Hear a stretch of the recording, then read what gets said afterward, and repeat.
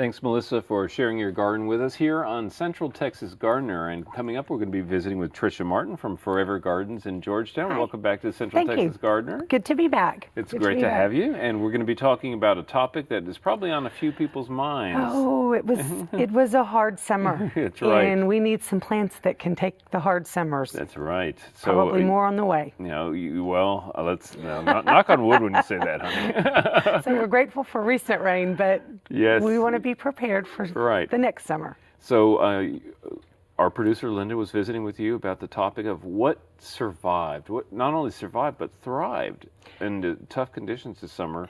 And you had a whole list of things that you had done. I had a large list. Yeah. Quite a large list. We have a story of, there's several plants here, but these are all plants that are alive and well, thriving in the old gardens at home, the abandoned gardens once we opened our nursery 7 years ago. And all of these plants have made it for 7 years without help from mankind. Okay. So only what has graced from above has been their source. Okay, so, well let's introduce the folks to some of these different plants that you brought along. Okay. The first one is a great pass-along plant. Yes. This is the Crinum lily. There are a bunch of different forms of Crinum. This you say is a pink-flowered form. This is a pink-flowered form, very fragrant, sweet fragrance. This is a friend's grandmother's bulb, and they have multiplied rapidly in our yard, and we sell them at the nursery. Yeah. And they're just wonderful. They bloom mid-July usually. Yeah, June, July in my garden. It depends on which variety. Which variety. This one is usually in July. Right. Very tropical looking plant. Yes, very bold. Yeah, very bold. Foliage, nice statement. And a plant that I find really adds kind of the sense of the tropics to the garden. They do. And one other thing to remember about crinums is they don't like to be divided. If you want blooms, let them multiply, get really thick, make the nice big clump. Yeah. And the more they make bulbs, the more blooms you'll be getting from them. Okay, so they crowd themselves, in other words. Yes. Okay. Well, it's a great plant, bold form, beautiful colors, so that folks can look for Crinum lilies. You see them also in cemeteries and old home sites all over the place, all over the South. Yes, absolutely. Right next to that is a shrub that is like the poor cousin of shrubs and that never gets any respect or attention. It doesn't. But this is, you can see now that this is an attractive little plant, glossy foliage. This is the Abelia. Abelia. And there's many varieties of abelias, sizes. The glossy Abelia gets huge and has the white flowers. Right. This little one is a more compact variety called Rose Creek. It's fairly new, but it has survived as well, and about only 2 to 3 feet tall. 2 to 3 feet wide. That's a good thing. And sometimes you get the abelias that grow larger and they'll send up that whip-like branches. Yes. And this one will still send out the whip-like branch, but on a smaller scale. Well, that's a good thing, I think. And you can always just do a little snipping. Yeah, just pick prune. Right, there you go. But Abelia is a tough plant that certainly, I'm sure, did well for you. It did. Now, we have a group of different Texas sages. Now, this is a real common plant. People are familiar with it. But just wanted to remind people that if you want tough in Texas, this is about as tough as it gets. You can't beat it. You cannot beat it for its toughness. And the color change, they're not all just silver. You get some that are more green, and there's some foliage changes and bloom color changes from the different varieties that have been introduced over the last several years. Yeah. So they're not all just the one Texas sage anymore. There's several varieties out there. But desert plant, so definitely can withstand our drought. Yeah, and I like the real silvery ones and the green ones. Yes, they're in their varying shades in between, and I think some of that too may depend on their lighting conditions and watering and whatnot. But yes, the silver ones make a great statement.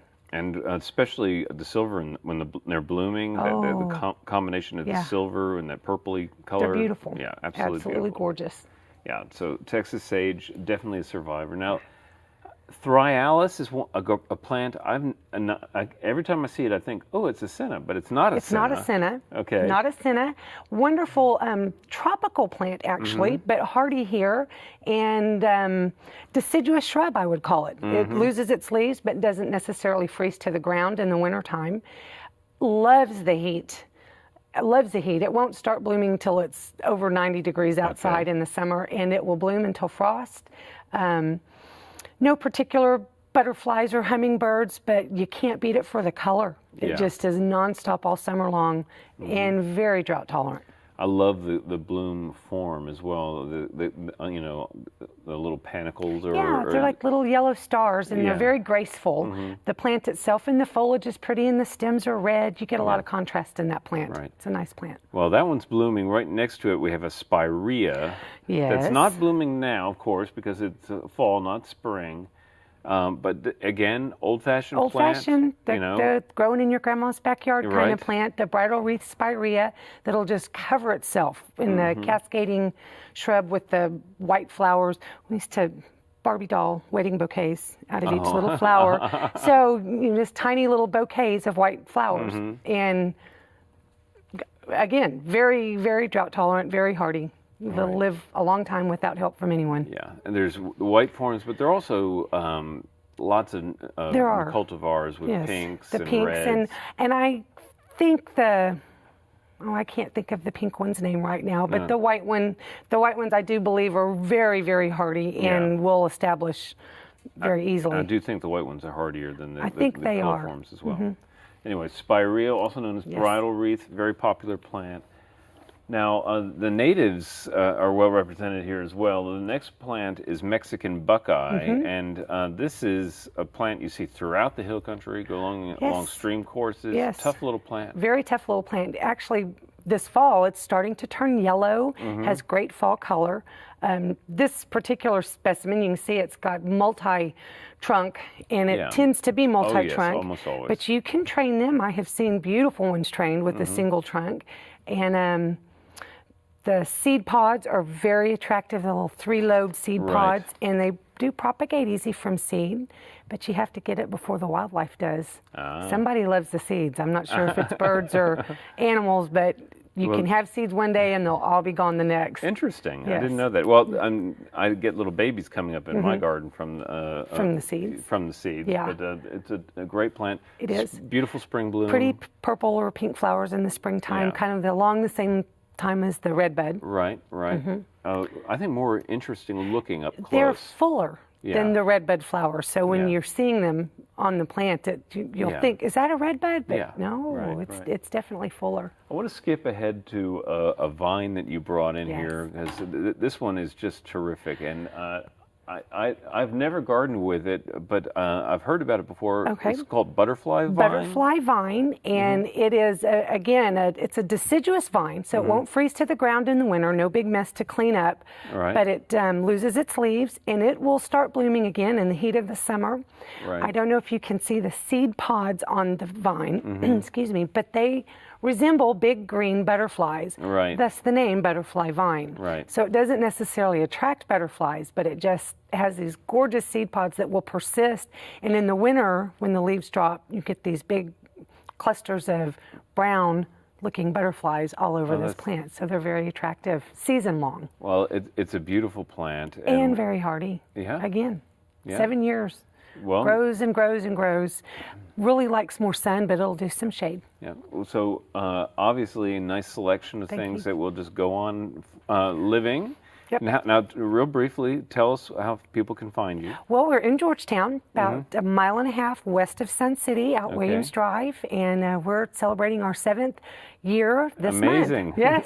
So we survived a hard summer just in time for rain this October, and there you go. Celebrating a wonderful 7 years. Well, it's always great to have you on, and I know that there are a lot of folks up in Williamson County who need good garden places to go to, so it's nice to have you out there. It is. It would be wonderful. Everybody come on out. Okay, well, terrific. And I know that people can find more information about Forever Gardens online at your website, forevergardens.net.